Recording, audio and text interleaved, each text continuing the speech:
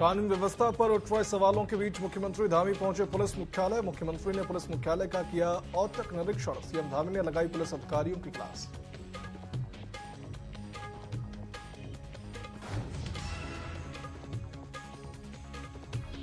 जागा ढोल सांस्कृतिक उत्सव में सम्मिलित होने पहुंचे सीएम धामी। सच्चिदानंद सेमवाल के लिखित पुस्तक उत्तराखंड का लोक पुत्र प्रीतम भरतवाण का किया विमोचन। का जागा ढोल वादन हमारी सांस्कृतिक पहचान, आस्था और गौरवशाली विरासत का अभिन्न अंग।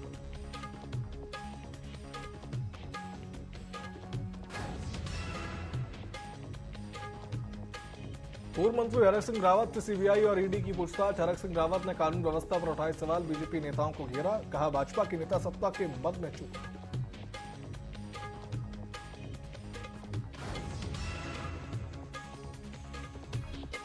मुन्ना सिंह चौहान के व्यक्तिगत बयान को बताते हुए कैबिनेट मंत्री ने मांगी माफी। उन्होंने कहा बयान से बंगाली समाज की भावनाओं को पहुंची चोट। मुन्ना सिंह चौहान को शायद जानकारी का अभाव।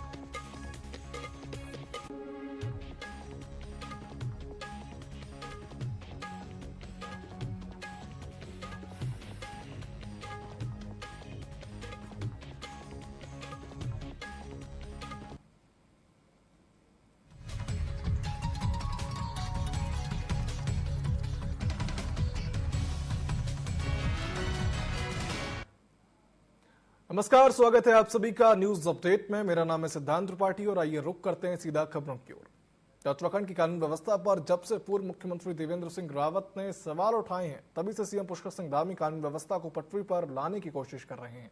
सीएम धामी ने 2 दिन पहले पुलिस अधिकारियों के साथ अपराध और कानून व्यवस्था पर एक समीक्षा बैठक की थी और बुधवार दोपहर पुलिस मुख्यालय में औचक निरीक्षण के लिए वे पहुंच गए, जब मुख्यमंत्री ने बढ़ते अपराधों पर पुलिस की क्या कार्रवाई है, इस पर जवाब तलब किया। इस दौरान उन्होंने डीजीपी और अन्य पुलिस के बड़े अधिकारियों के साथ एक बैठक की। इस बैठक में मुख्यमंत्री ने पुलिस अधिकारियों को बढ़ते अपराध को कम करने और प्रदेश में सख्ती से कानून व्यवस्था लागू करने के निर्देश दिए हैं।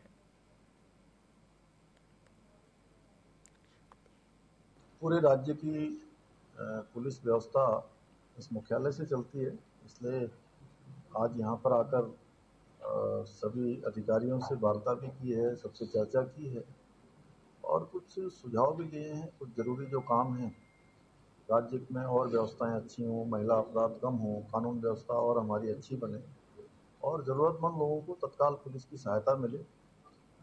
और डेमोग्राफिक चेंज है, धर्मांतरण है, ऐसे लव जिहाद के जो प्रकरण हैं उन प्रकरणों पर और त्वरित गति से कार्रवाई भी हो और इन पर सख्ती से कानून काम करे। इस संबंध पर सब चर्चा हुई है और साथ ही पुलिस की ट्रेनिंग है। ट्रेनिंग के साथ साथ जो यहाँ पर भवन इत्यादि बनाए जाने हैं, जिसमें हमने 100 करोड़ रुपए की धनराशि प्रत्येक 3 वर्षों तक का प्रावधान किया है। उस धनराशि से पुलिस के लिए अच्छे आवास बने, ट्रेनिंग समय समय पर अच्छी हो। हमारे सभी अधिकारी जिन्होंने अपनी सेवा के प्रारंभिक काल में जहाँ से ट्रेनिंग ली है, उन थानों में जाकर उन थानों की व्यवस्थाओं को भी देखें कि उनके ट्रेनिंग काल से लेकर अब तक थाने किस स्थिति में आ गए हैं, कितना उसमें परिवर्तन हुआ है या उसमें और क्या सहयोग किया जा सकता है। सीमावर्ती क्षेत्रों में गश्त बढ़ाई जाए और यातायात की व्यवस्था ठीक की जाए। इन सभी पर चर्चा हुई। मुख्यमंत्री पुष्कर सिंह धामी जम्मू कश्मीर में विधानसभा चुनाव में प्रचार के लिए जाएंगे। भाजपा हाईकमान ने पत्र भेजते हुए 3 दिन का समय जम्मू कश्मीर के लिए मांगा है। सीएम धामी उत्तराखंड में समान नगर संहिता समेत कई महत्वपूर्ण फैसले ले चुके हैं। वहीं कांग्रेस ने सीएम धामी के इस कार्यक्रम पर कटाक्ष भी किया है।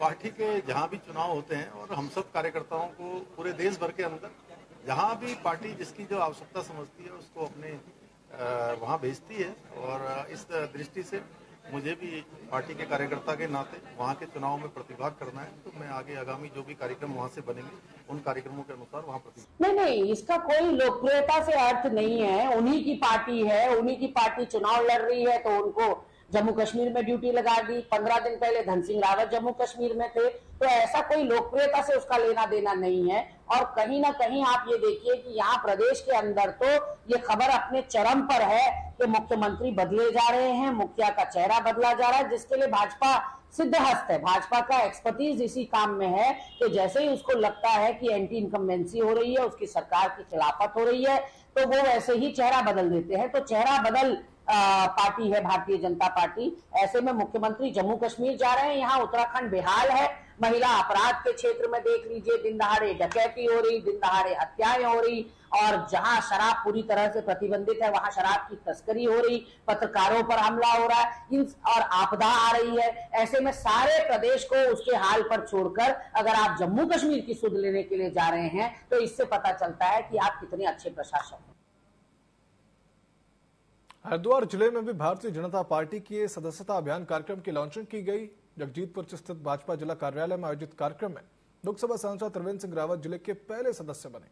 इसके बाद सैकड़ों कार्यकर्ताओं को सदस्यता दिलाई गई। इस अवसर पर सांसद त्रिवेंद्र सिंह रावत ने कहा कि इस कार्यक्रम के तहत पार्टी के नए कार्यकर्ता नए लोगों से संवाद कर उन्हें पार्टी की विचारधारा से अवगत कराते हैं और पार्टी के साथ उन्हें जोड़ते हैं।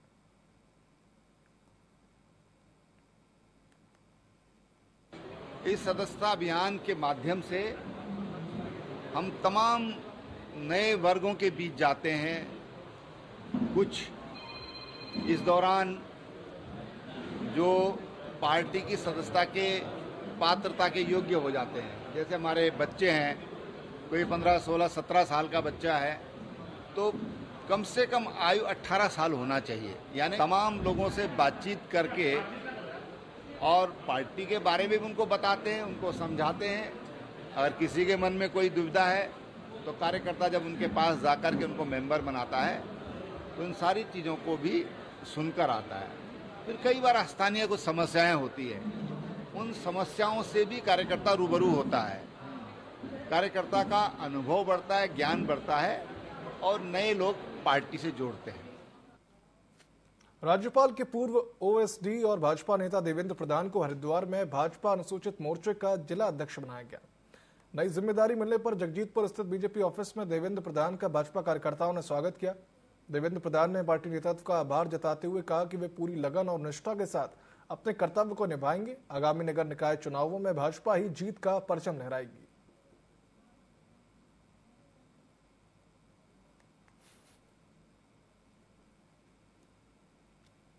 अब संगठन ने एक नई जिम्मेदारी दी है जिला अध्यक्ष अनुसूचित मोर्चे की, तो अपना यही एक अभी तो हमारा सदस्यता अभियान चल रहा है। फिलहाल तो जो है हमारा पूरा फोकस जो है 10 करोड़ सदस्य बनाने का जो एक अपना लक्ष्य है उसे पार करने पर है, और उसी के निमित्त हमारी आजकल बैठकें चल रही हैं और अभी पूरा फोकस हमारा जो है सदस्यता अभियान पर।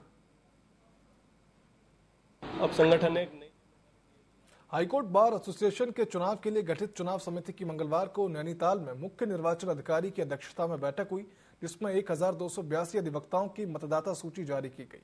वहीं चुनाव समिति की मीडिया ने बताया कि मतदान के दिन ऑल इंडिया बार परीक्षण उत्तीर्ण का प्रमाण पत्र और बार काउंसिल ऑफ उत्तराखंड में ट्रांसफर का प्रमाण पत्र मुख्य चुनाव अधिकारी के समक्ष प्रस्तुत करते हैं तो उन्हें मतदान का अधिकार दिया जाएगा।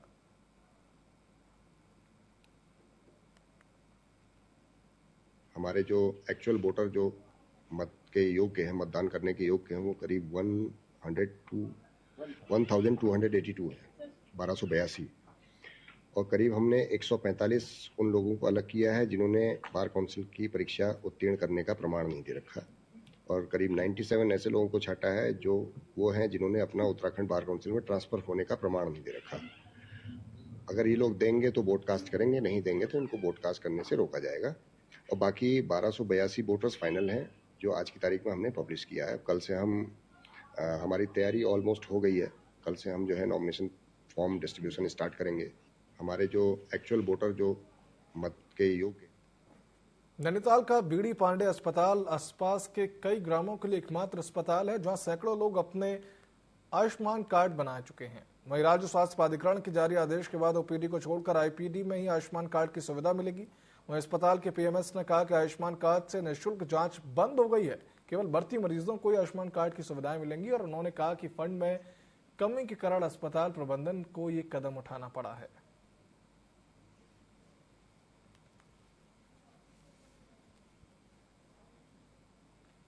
निर्देश मिले थे कि जो आयुष्मान में जो फ्री जांच और जो फ्री इलाज की जो फैसिलिटी है वो केवल जो भर्ती मरीज हैं उन पे है, और क्या कहते हैं, लेकिन यहाँ पे हमारे वहाँ पे ओपीडी बेसिस पे भी ये सुविधा दी जा रही थी, लेकिन क्या कहते हैं इसके लिए हमें अलग से फंड वगैरह नहीं रहते हैं, जिसकी वजह से इसको संचालित करने में हमें दिक्कत हो रही थी। तो हमने अपने जिला प्रबंधन समिति से इसकी अनुमति ली थी, जिसमें उनके अध्यक्ष महोदय की भी इसमें संस्तुति मिली है। रुद्रपुर में पंतनगर सिडकुल की डॉल्फिन कंपनी के श्रमिकों ने पिछले 6 दिनों से अपनी मांगों को लेकर धरना प्रदर्शन किया। वह मांगे पूरी नहीं हुई तो श्रमिकों ने एक धरना स्थल से रैली निकाली और कलेक्ट्रेट पहुंचकर जमकर नारेबाजी करते हुए प्रदर्शन किया। इस दौरान सुरक्षा व्यवस्था की दृष्टि से पुलिस फोर्स को तैनात किया गया था। वहीं श्रमिकों ने एसडीएम को ज्ञापन देते हुए अपनी मांगों को पूरा करने की बात कही। साथ ही कहा कि श्रमिकों को कंपनी से बेस से हटाकर ठेका बेस पर रखा जा रहा है। फैक्ट्री प्रबंधन श्रमिकों का उत्पीड़न कर रहे हैं। वहीं पुलिस से शिकायत करने पर पुलिस ने भी कोई कार्रवाई नहीं की। जो भारतीय जनता पार्टी में मुन्ना सिंह चौहान पहुंचे हुए हैं, मुझे लगता है भारतीय जनता पार्टी का रस वगैरह अभी तक मिल नहीं पाया ये आदमी, क्योंकि पूर्व में ये दूसरे पार्टी से आए थे भाजपा में, अभी भी इनके अंदर रग रग में वही पुरानी खून बह रहा है। इनको अभी भारतीय जनता पार्टी के हर चीज से जो है गुजरना पड़ेगा और आरएसएस की कैंप से आना पड़ेगा, तब जाके इनको हर चीज मिलेगा कि भाजपा कहती है हर आदमी का विकास, सबका साथ सबका विकास। तो ऐसे लोग जब रहेंगे तो किसी जाति का विकास नहीं हो सकता है। इन्होंने खुलेआम विधानसभा में कहा है, बंगाली समाज को भड़काने की कोशिश करी है, बंगाली समाज को आरक्षण ना देने की बात कही है। जब बंगाल समाज को कलकत्ता में मिलता है, बंगाल, उड़ीसा, आसाम में मिल सकता है, तो उत्तराखंड में अगर डिमांड करा तो क्या पूरा कर रहा है? सबसे पहले उनको ये ज्ञान लेना चाहिए कि उत्तराखंड में भारत के विभाजन में अखंड भारत के समय हम लोग यहाँ पर 1951 से रहते हैं। हमें भूमि दिया गया है, हमें यहाँ घर दिया गया, हम यहाँ के उत्तराखंड निर्माण में हमारा सबसे बड़ा अहम योगदान है। और आज वो किस वे में उन्होंने ये बात की, इस पर बड़ी चिंता का विषय है। और हमने प्रेस कॉन्फ्रेंस आहूत की, जिसमें हमने पूर्ण रूप से उनके इस बयान पर निंदा व्यक्त करते हुए उनसे तत्काल उत्तराखंड के बंगाली समाज से माफी मांगने का निवेदन किया है और वो माफी मांगनी चाहिए। रुद्रपुर में बंगाली समुदाय के लोगों ने भाजपा विधायक मुन्ना सिंह चौहान के खिलाफ नारेबाजी करते हुए प्रदर्शन किया और पुतला भी दहन किया। उन्होंने विधायक को पार्टी से निकालने की मांग की। बंगाली समुदाय के लोग डीडी चौक पर एकत्रित हुए और उन्होंने भाजपा विधायक मुन्ना सिंह चौहान के खिलाफ नारेबाजी की। उनका कहना था कि भाजपा विधायक मुन्ना सिंह चौहान ने विधानसभा में बंगाली समुदाय के प्रति गलत बयान दिया, इससे बंगाली समुदाय में काफी रोष है।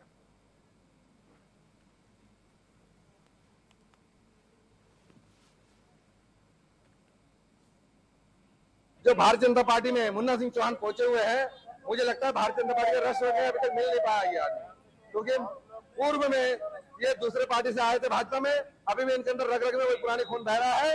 इनको अभी भारतीय जनता पार्टी के हर चीज से जो है गुजरना पड़ेगा और आरएसएस की कैंप से आना पड़ेगा, तब जाके इनको हर चीज मिलेगा कि भाजपा कहती है हर आदमी का विकास, सबका साथ सबका विकास। तो ऐसे लोग जब रहेंगे तो किसी जाति का विकास नहीं हो सकता है। इन्होंने खुलेआम विधानसभा में कहा है, बंगाली समाज को भड़काने की कोशिश करी है, बंगाली समाज को आरक्षण ना देने की बात कही है। जब बंगाल समाज को कलकत्ता में मिलता है, बंगाल, उड़ीसा, आसाम में मिल सकता है, तो उत्तराखंड में अगर डिमांड करा तो क्या पूरा कर रहा है? देखिए, पिछले दिनों गैंडसैंण विधानसभा सत्र आहूत हुई थी। उस दौरान अंतिम दिन विधायक मुन्ना सिंह चौहान द्वारा हमारे उधम सिंह नगर में जो बंगाली समाज निवासित है, उनके विषय में उन्होंने टीका टिप्पणी करते हुए ये कहा कि ये लोग पश्चिम बंगाल से आए हैं और यहाँ रहते हैं, हमें कोई आपत्ति नहीं। सर्वप्रथम तो हमारा प्रश्न ये है कि वो आपत्ति करने वाले होते कौन हैं? सबसे पहले उनको ये ज्ञान लेना चाहिए कि उत्तराखंड में भारत के विभाजन में अखंड भारत के समय हम लोग यहाँ पर 1951 से रहते हैं। हमें भूमि दिया गया है, हमें यहाँ घर दिया गया, हम यहाँ के उत्तराखंड निर्माण में हमारा सबसे बड़ा अहम योगदान है। और आज वो किस वे में उन्होंने ये बात की, इस पर बड़ी चिंता का है। देखिए, पिछले दिनों गैंडसैंण विधानसभा सत्र आहूत हुई थी। हरिद्वार में ज्वेलर्स की शॉप में हुई डकैती के बाद रुड़की में अब पुलिस प्रशासन अलर्ट मोड पर नजर आ रही है। पुलिस ने मुख्य ज्वेलर्स की दुकानों में चेकिंग अभियान चलाया और इस दौरान कई सराफा व्यापारियों ने दुकानों में कैमरे भी लगाए हैं। एसपी ने सभी सराफा व्यापारियों को सहयोग करने की अपील की और कहा कि एकजुट के साथ दुकानों में सायरन लगाएं ताकि घटना को रोका जा सके। अपने कैमरे वगैरह और रूटर वगैरह लगाते हैं, जिससे कि यदि कोई ऐसा इंसिडेंट होता है तो बाहर लोग एक्टिव हो जाएंगे। और हमें अपनी प्रिकॉशन भी रखनी चाहिए, टाइम से आएँ टाइम से जाएं, और अलर्ट रहें, बाहर देखते रहें कोई ऐसा इनवांटेड पर्सन तो नहीं घूम रहा है, उसका भी ध्यान रखना चाहिए। ये नहीं कि अपना बिजनेस कर रहे बस, उसके अलावा भी और अवेयरनेस है जो शॉप पर वो रखनी चाहिए। कुछ लोगों के द्वारा जो कैमरे शॉप के अंदर लगाए गए हैं किंतु बाहर सड़क की ओर अप्रोच करता हुआ कोई कैमरा नहीं लगाया गया है, उनसे अपील की गई है, अपेक्षा की गई है कि वे एक अतिरिक्त कैमरा जो सड़क की ओर अप्रोच करते हुए रखें, ताकि उससे उनकी भी सावधानी और सुरक्षा सुनिश्चित की जा सके, जिससे जो भी कोई मिसक्रिएंट्स हैं या अनसोशल एलिमेंट्स हैं वे अपराध करने से विरत रहें और डिटरेंट इफेक्ट क्रिएट हो सके। अपने कैमरे वगैरह और रूटर वगैरह लगा। नैनीताल दुग्ध संघ अध्यक्ष मुकेश बोरा की मुश्किलें लगातार बढ़ती जा रही हैं। मुकेश बोरा पर लगे दुष्कर्म का मामला दर्ज होने के बाद मामले में नया मोड़ आ गया है। मामले की पुलिस ने रिपोर्ट दर्ज की है, लेकिन अभी तक मुकेश बोरा की गिरफ्तारी नहीं हुई, जिससे परेशान होकर दुष्कर्म पीड़िता ने 24 घंटे में गिरफ्तारी न होने पर आत्महत्या की चेतावनी दी है। पीड़िता ने प्रेस वार्ता करते हुए बताया कि दुग्ध संघ अध्यक्ष लगातार शारीरिक शोषण कर रहा था, साथ ही उसकी अश्लील वीडियो बनाकर मुकेश बोरा और उसके ड्राइवर ने उसे धमकाया भी था और उसकी नाबालिग बेटी पर भी बुरी नीयत से छेड़छाड़ की गई।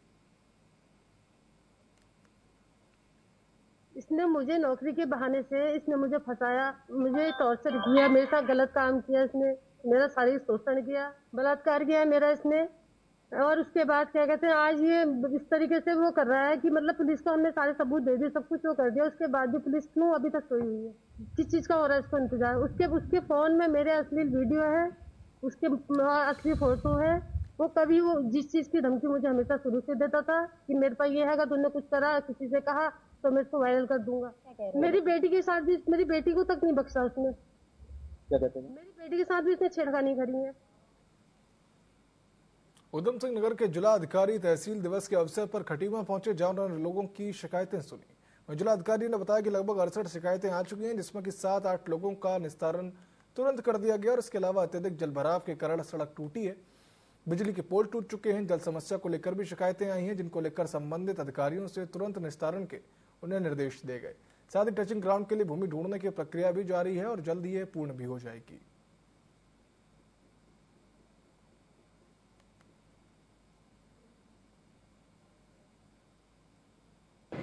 उसमें दैवीय आपदा में कहीं कोई राहत राशि रह गई है, बिजली के पोल टेढ़े हो गए हैं, सड़क कहीं पर पैच कराना है या टूट गई है कुछ 10 मीटर 5 मीटर। और इसके अलावा पाइपलाइन जो वर्ल्ड बैंक की स्कीम बनी है उससे जो लीकेज कुछ हुआ है हो रहा है, उसको लेकर शिकायतें आई हैं। तो इन सारी शिकायतों पर अभी सब अधिकारी बैठे हैं, मैं समीक्षा करूंगा अधिकारियों के साथ और उनको निर्देश दूंगा कि लीकेज की समस्या, दैवीय आपदा के चेक के वितरण की समस्या या विद्युत पोल जहाँ पर टेढ़े हो गए हैं या दिक्कत है, इन सबको तो मैं कोशिश करूंगा कि अपने अधिकारियों के माध्यम से 1 सप्ताह में ठीक करा दें। उधम सिंह नगर जिले में एसएलओ के खाते से फर्जी हस्ताक्षरों से चेकों से 13 करोड़ रुपए निकालने का मामला सामने आया। समीक्षा बैठक में मामले की जानकारी मिलने के बाद पुलिस प्रशासन में हड़कंप मच गया। SLO, SP crime, SP city सहित तमाम अधिकारी बैंक में पहुंचे और मामले की जांच शुरू की। जांच में पता चला कि रुद्रपुर के अलावा यूपी के बागपत के एसएलओ के खाते से 4 करोड़ रुपए निकाले गए। पुलिस ने छानबीन कर विभिन्न खातों में डाली गई करीब 6 करोड़ रुपए की रकम को फ्रीज कर दिया है। एसएलओ की तरफ से तहरीर देने की कार्रवाई की जा रही है। सोमवार को कलेक्ट्रेट स्थित एसएलओ कार्यालय में NH 74 के मुआवजे को लेकर NHI और एसएलओ की ओर से समीक्षा की जा रही थी।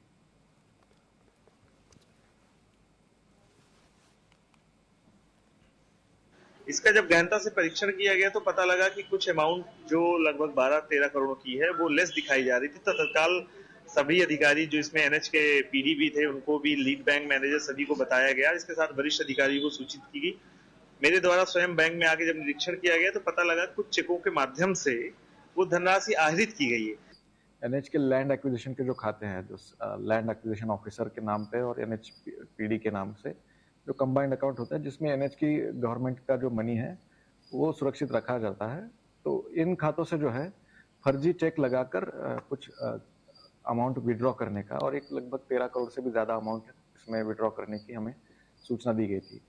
तो इसमें क्विकली एक्शन लेते हुए उच्चाधिकारियों द्वारा इसका संज्ञान लिया गया। पौड़ी जनपद के ग्रामीण इलाकों में गुलदार और भालू के बढ़ते हमलों से निजात दिलाने के लिए वन विभाग के कर्मचारियों को बंदूक चलाने का प्रशिक्षण दिया गया। जहां विभाग के 5 वन दरोगा और 20 वन आरक्षियों को 5 दिनों के लिए एसएसपी प्रशिक्षण केंद्र भेजा गया। इस दौरान डीएफओ स्वप्निल अनिरुद्ध ने कहा कि सभी कार्मिकों ने बंदूक चलाने का प्रशिक्षण पूर्ण कर लिया है और उन्होंने कहा कि इन सभी कार्मिकों की मदद से उन्हें काफी सहायता मिलेगी।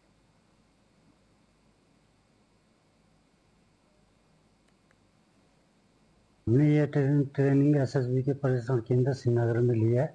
5 दिनों का प्रशिक्षण हुआ है और बहुत अच्छा हुआ। हमें वहाँ पे बहुत कुछ सीखने को मिली, जैसे कि हथियारों के बारे में जानकारी में, उसके रख रखाव के बारे में, हथियारों की सफाई के बारे में, हथियारों को चलाना सिखाया गया। यह प्रशिक्षण बहुत अच्छा रहा, 5 दिनों का चला। इससे वन विभाग को काफ़ी हद तक वो मिलेगी, जो कभी कभी हमको मानव वन्य जीवन संघर्ष होता था, उसमें दिक्कतें आती थी। ये हथियार चलाने के काफ़ी मदद मिलेगी। उत्तराखंड वन विभाग के गढ़वाल फॉरेस्ट डिवीजन और एसएसबी सशस्त्र सीमा बल श्रीनगर का जो सीटीसी है, इनके संयुक्त क्रम में हम लोगों ने एक 7 दिवसीय 1 सप्ताह का जो है वेपन्स ट्रेनिंग प्रशिक्षण कार्यक्रम आयोजित किया है, जिसमें गढ़वाल फॉरेस्ट डिवीजन के टोटल 25 वनकर्मी, जिसमें 5 वन दरोगा और 20 वन आरक्षी सम्मिलित है, इनका प्रशिक्षण किया जा रहा है। इस प्रशिक्षण में अभ्यर्थियों को वेपन का मेंटेनेंस और वेपन्स चलाने का प्रशिक्षण दिया जाएगा। इससे हम लोग आशा करते हैं कि हमारे जो वनकर्मी हैं, फ्रंटलाइन फॉरेस्ट स्टाफ है, ये जो विभिन्न चुनौतियां जैसे illegal mining, illegal tree felling और जंगली जानवरों का सामना करने हेतु, और यदि कोई गुलदार या फिर टाइगर नर बख्शी घोषित होता है तो इसमें जो जब शूटिंग दल तैनात होता है तो इसमें इनकी तैनाती की जाएगी, और जिसके लिए हम लोग अपेक्षा करते हैं कि फॉरेस्ट डिपार्टमेंट की कैपेबिलिटी एनहांसमेंट हो जाए। न्यूज अपडेट में फिलहाल इतना ही। अब देखते रहिए TV24। नमस्कार।